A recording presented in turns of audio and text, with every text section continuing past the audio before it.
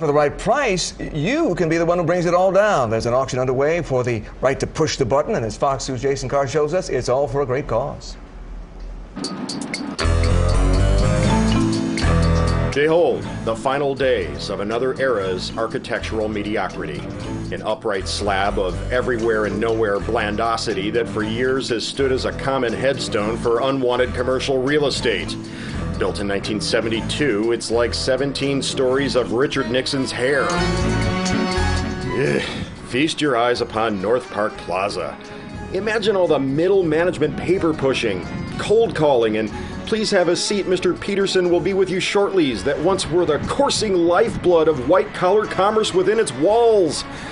Think of all the deals brokered, TPS reports filed, Xerox machines fixed. But that's over now. All that remains is finding the highest bidder. This is all about pushing a button and watching history being made. Feel the power of these random YouTube implosions as you reach for your checkbook. Oakland Community College is raising money for its students. You could be the chosen one to push that button if your bank account is big enough. How high do you expect this to go? Well, I'm hoping countless millions, but realistically, hopefully, we're going to get in the 5 digits, hopefully. This edifice, this monument to meh, mocks you. You and your cubicle-dwelling, software-coding, hot pocket-eating lot in life.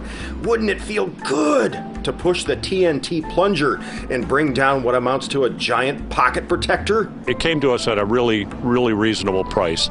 And so it's important as we look into the future to have the option of expanding. Don't be eyeballing our property across the street. At the right price, we will. Bidding ends Thursday, 11 p.m. on eBay. Demolition is Sunday. Jason Carr, Fox 2, boom.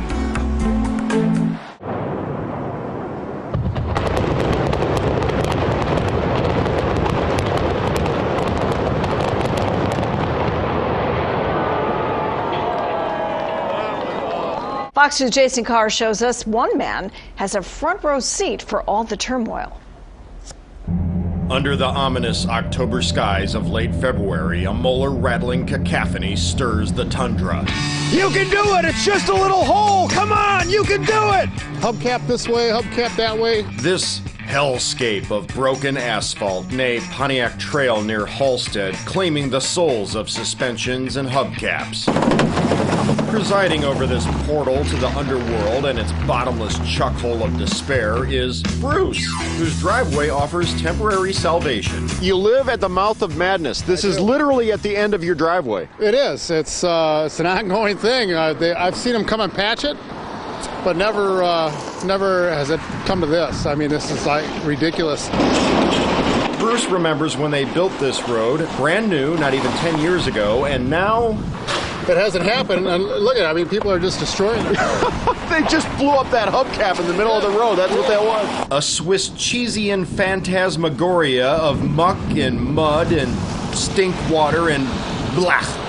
As foul as the foulest Monty Python depiction of foul. It's just falling apart right from the get-go.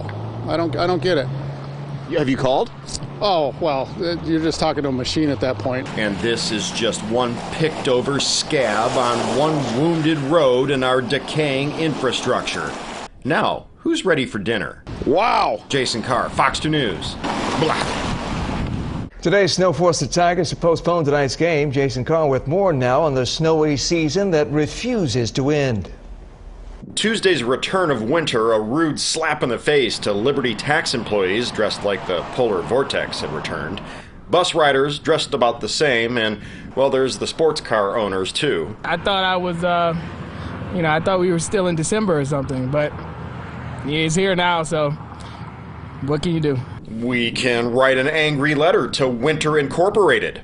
To whom it may concern, with regard to the enclosed pictures, we, the members of Fox 2 Nation, wish to inform you that we will no longer be customers of your brand or product, known commonly as snow. Please stick it where the sun don't shine and leave it there until December. Sincerely, Michigan. It's freezing. What about this snow? It's horrible. Of course, having broken the snowfall record, better weather is in the forecast for Easter weekend. After Easter, we're going to see more sun, hopefully. Trying to find some green under the white, Jason Carr. Come on! Fox 2 News. Trees are turning some heads along the highway during the rush hour commute. But those trees and other plants are just growing there by chance. Fox News' Jason Carr explains. If you're like me, you wonder how things get the way they are. Like, what's the story with highway landscaping? Does someone plan it? Plant it? Yep. Ginkgo biloba? Really? Yeah, this is a scientific name. All right. Fami is showing me his diagram, not to scale, of how an MDOT designer envisions all these trees being planted between 696 and Northwestern Highway. I guess the trick is make it look randomly natural. Who knew that there would be something like this for trees along the freeway? They came and figure out what type of they will plant. Armando is planting a tree and wrapping it with a special bug paper and tape. That's TLC, considering the size of this job. How many trees you putting out here? A day, about 50, 60. 50, 60 a day? Yeah. Finito.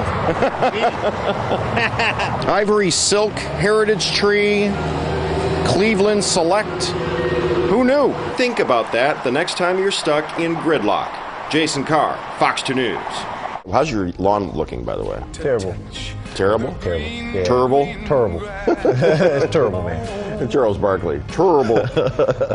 How's your lawn looking? Probably like ours. Terrible.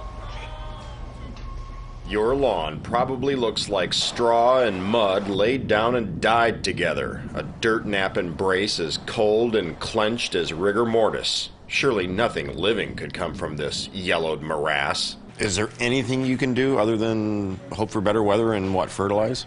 Yeah, fertilization's good, but like right now it's not going to do anything because the grass really isn't doing anything quite yet. So, you have to wait till it warms up.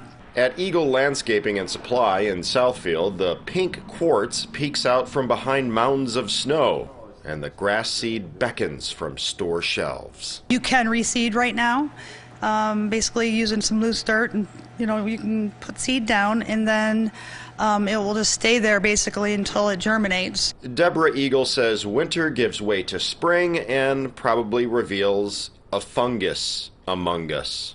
Piles are starting to melt, but once the piles leave, then you have like snow mold and stuff like that. And snow mold? What? Yes, there's snow mold, yes. Basically, it's matted down grass and it gets like a fungus, and you have to rake that all out. Jason Carr, Fox 2 News. Happy spring. Snow mold. I got some raking to do. I had a pile of leaves. Of course, you know that Jim Harbaugh is serious about football, but he's also serious about something else, wearing khakis on game day. And so what are you waiting for? Fox 2's Jason Carr reports it's time to suit up. The Dockers website is selling so-called game day khakis embroidered with the block M so Michigan fans can feel really close to Captain Khaki himself, incoming coach Jim Harbaugh, who remains humble because... When you start to think you're a big shot, that's when you usually get in trouble. See, that's the motivational power of beige pants. My wife gave my Dockers away years ago. We're Spartans. That's too bad. I wish I could help. You can. I hear there's a khaki out coming to Ann Arbor. Well, maybe I can make it. Cool. Maybe you could also inspire the Michigan faithful to wear plaid sport coats over crew neck sweaters. I mean, you are famous and you're their hero. Being famous does not make you a hero. Being a hero isn't about what you do out there on the field. It's about who you are in here. It's about helping your friends, your school. What about the community? And your community. Hey, can you do that thing where you smile and hold it? As for the Dockers, they're probably going to make a captain comeback, just like Saved by the Bell. Jason Carr, Fox 2 News. Unbelievable. Oh, yeah. In Saved by the Bell years ago. Scotty Simpson's Fish and Chips since 1950. Let's go in. It's the kind of place diners describe by using the passage of time. Been coming here for 40 years. It's fabulous. Been coming here 40 years. Everybody we talk to, the guys outside, been coming here 40 years. They all sound like that. Behold, a fish and chips feast, so fresh, the cod should be slapped. They've been serving it the same way for 64 years, in some cases on the same plates. Why is it so mouth-watering delicious, so stomach-seducing savory? Good texture, nice flavor, it's fresh, it's hot. What are you, the Food Network? The decor is interesting. Early period bait shop as a motif somehow works. Well, we try to keep it homey. It's like walking, I always say it's like walking into grandma's house. This was a special place when I was a kid, when Mom and Dad were, and it still is a special place. Even the old jukebox plays 45s from the personal collection of the owner, and his name is... Harry Barber. Oh, yeah, the ball-headed guy, Harry Barber.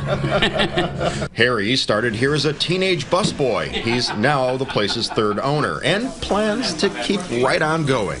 Everything is homemade here. We cut our own French fries, we cut our own fish. The shrimp is cut by the coleslaw is made here, tartar sauce. We buy nothing pre-made. Everything is made in-house.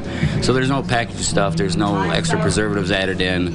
And people get that taste, and once they've had it again, well, we can't get this anywhere else. Well, no, everything else comes out of a box. There's always new customers to impress with Detroit's best fish and chips.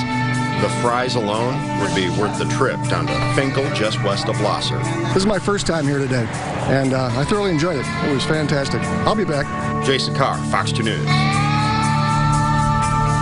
Even the dinner roll that they serve with a little pat of butter, top notch. Yeah. Excellent. Absolutely excellent. Do you recall it being just as good as it's always been? Because sometimes over the years people change their recipe, and sometimes that's the mistake.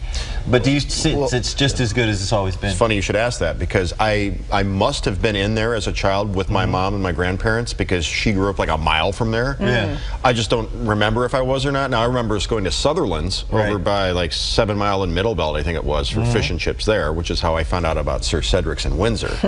But this, I am told, has been the same for 40 years, and he doesn't cut any corners, no compromises. So. Doesn't change that. I love that, because that's what makes it great. That's what brings people back, is you get the same emotion and feeling and taste.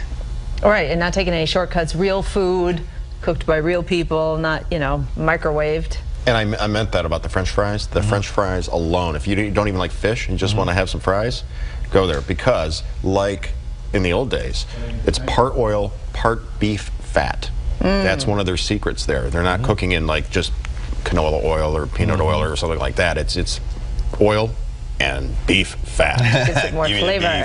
Damn, I'm all hungry now.